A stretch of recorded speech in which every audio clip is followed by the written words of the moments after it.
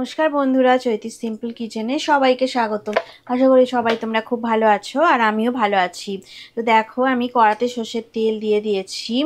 তো আজকে একটা অন্যরকম রেসিপি নিয়ে চলে এসেছি। তো দেখো, দেখো বাটার মাশরুম আমি সুন্দর করে এইভাবে টুকরো টুকরো করে কেটে নিয়েছি। Butter mushroom 1 packet butter mushroom নিয়েছি আমি। আর এই দেখো, আলু এইভাবে ছোট ছোট টুকরো করে কাটা আছে, আর কিছু পেঁয়াজও কাটা আছে।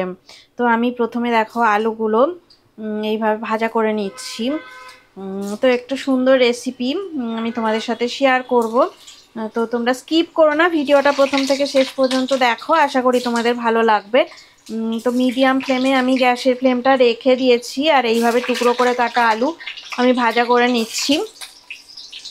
আলুটা আমি একটা মানে মিডিয়াম সাইজের আলু নিয়েছি। তো দেখো, হালকা করে আলুটা ভাজা করে নিচ্ছি আমি। তো অল্প একটু নুন দিয়ে দেবো, সামান্য একটু নুন দিয়ে দেবো আমি।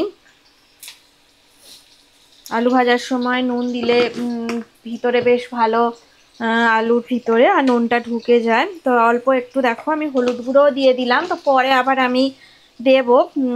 তো এইভাবেই রান্নাটা করছি। তো দেখো 2 মিনিটের মতো আলু ভাজা হয়ে গেছে। এইবারে দেখো আমি কুচনো পেঁয়াজ দিয়ে দিচ্ছি। একটা বড় সাইজের পেঁয়াজ আমি এইভাবে স্লাইস করে কেটে নিয়েছি। তো সব পেঁয়াজটা আমি দিয়ে দিলাম। তো দেখো, পেঁয়াজটা ভালো করে আমি ভাজা করে নিচ্ছি। তো মিডিয়াম ফ্লেমে রেখেই রান্নাটা আমি করছি।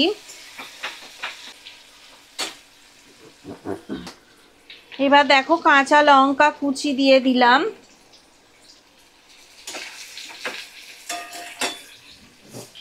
এবার আমি আদা রসুনের পেস্ট দিয়ে দিলাম 1 চামচের মতো।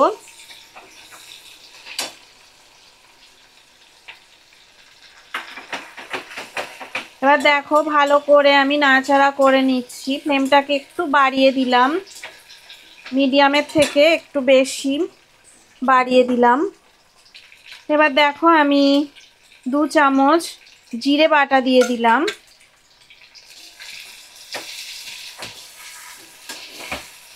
তো ভালো করে আমি কষিয়ে নিচ্ছি মশলাগুলো, সমস্ত মশলাগুলো দিয়ে।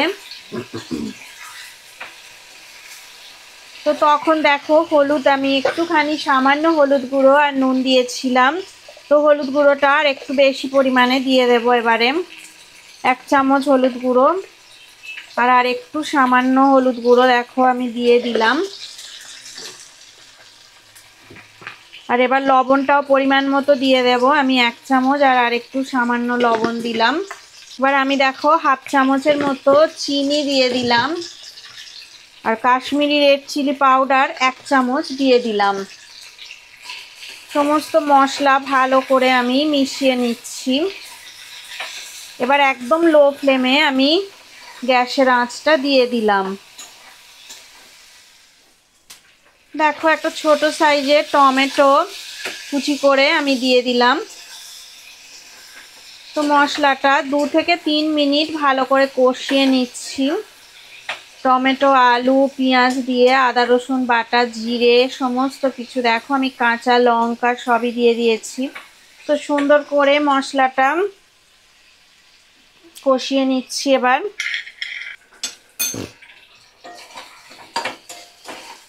মিডিয়াম ফ্লেমে করে দিলাম। আর দেখো, অনেকটা এমনি কষা হয়ে গেছে। তো 2 থেকে 3 মিনিট আমি এইভাবে মশলা আর আলু সমস্ত কিছু কষিয়ে নিয়ে, এবার দেখো এই যে বাটার মাশরুমটা আমি কেটে রেখে দিয়েছিলাম, সুন্দর করে পরিষ্কার করে ধুয়ে আমি কেটে রেখেছিলাম। তো বাটার মাশরুম দিয়ে দিলাম। এটা দেখো 1 কেজির একটু কম আছে। তো সুন্দর করে টুকরো করে দেখো কেটে নিয়েছি। আর কত সুন্দর দেখো, সাদা ধপধপে একদম, খুব সুন্দর। এটা দারুণ খেতে লাগে। তো গরম ভাতে তো অসাধারণ খেতে লাগে। তোমরা একবার হলেও এই রেসিপিটা এইভাবে ট্রাই করো, তো দারুণ লাগবে। তো খুব সুন্দর করে আমি দেখো কষিয়ে নিচ্ছি। তো সমস্ত মশলা, মাশরুম সমস্ত কিছু দেখো আমি ভালো করে কষিয়ে নিচ্ছি, দারুণ করে কষিয়ে আমি নেব। আর এর মধ্যে আমি একটা জিনিস দিয়ে দেব। তো তোমরা দেখো আমি কি দিচ্ছি। তো দেখো আমি হাফ চামচ গরম মশলার গুঁড়ো দিয়ে দিলাম, আর যদি মনে হয় শেষের দিকে আর একটু আমি দেব তো দিতে পারি, ভালো লাগবে, তাহলে লাস্টে একদম রান্নাটা হয়ে গেলে তখনও আমি দিতে পারি। তো সুন্দর করে দেখো আমি কষিয়ে নিচ্ছি, আর এর মধ্যে আর একবার আমি চাপা দিয়ে দেব, ঢাকা দিয়ে রান্নাটা হতে দেব।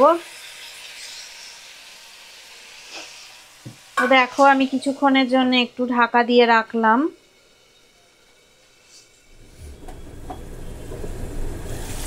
দেখো 2 থেকে 3 মিনিট হয়ে গেছে, আমি ঢাকাটা একটু খুলে নিয়েছি।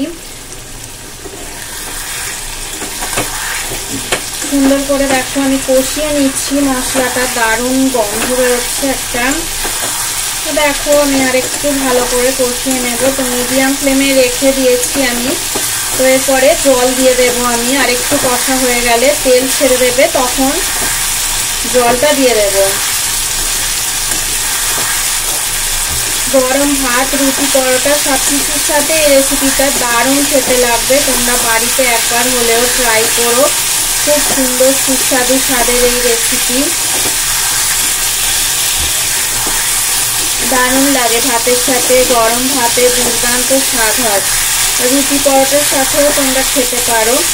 তো 2 থেকে 3 মিনিট আমি দেখো ভালো করে কষিয়ে নিয়েছি।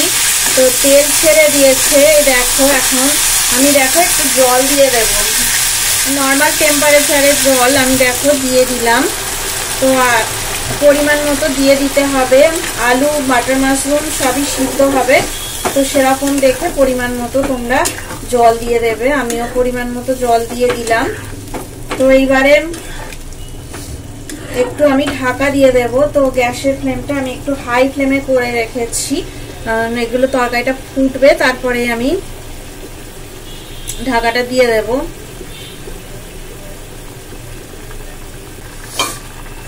দেখো বেশ ভালো ফুটে গেছে, এবার আমি ঢাকা দিয়ে লো ফ্লেমে করে রেখে দিলাম।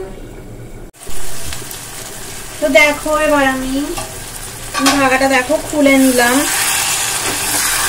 তো জলটা একদম শুকিয়ে গেছে এবং শুকনো শুকনোই আমি রান্নাটা করব। তো একদম আলু দেখো সুন্দর সিদ্ধ হয়ে গেছে, আর এদিকে বাটার মাশরুমও দারুণ সিদ্ধ হয়ে গেছে, খুব সুন্দর। আমি গ্যাসের ফ্লেমটা দেখো একদম অফ করে দিলাম।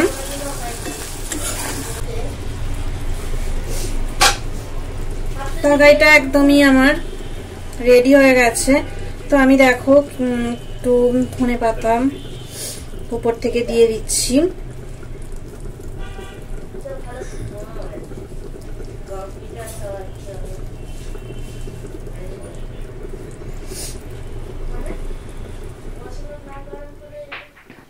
দেখো সুন্দর করে বাটার মাশরুমের তরকারি আমার রেডি হয়ে গেল। তো ধনেপাতা দিয়ে আমি সুন্দর করে সার্ভ করে দিলাম। তো রেসিপিটা যদি ভালো লেগে থাকে অবশ্যই লাইক দেবে, শেয়ার করবে, আর কমেন্ট করে আমাকে জানাবে তোমাদের কেমন লাগলো। তোমরা সবাই ভালো থাকো, সুস্থ থাকো, আমার রেসিপি এইভাবে দেখতে থাকো। তোমাদের কমেন্ট করতে আমার খুব ভালো লাগে। তোমরা এইভাবে আমার রেসিপি সুন্দর সুন্দর কমেন্ট করো, তাহলে আমি আরো উৎসাহ পাবো সুন্দর সুন্দর রেসিপি দেওয়ার। তো পুরনো বন্ধুদের তো অনেক অনেক ধন্যবাদ, নতুন যারা বন্ধু আছো আমার চ্যানেলটা সাবস্ক্রাইব করে আমার পাশে থেকে যাও। আজকের মতো টাটা, নতুন রেসিপি নিয়ে পরে আবার তোমাদের সাথে দেখা হবে।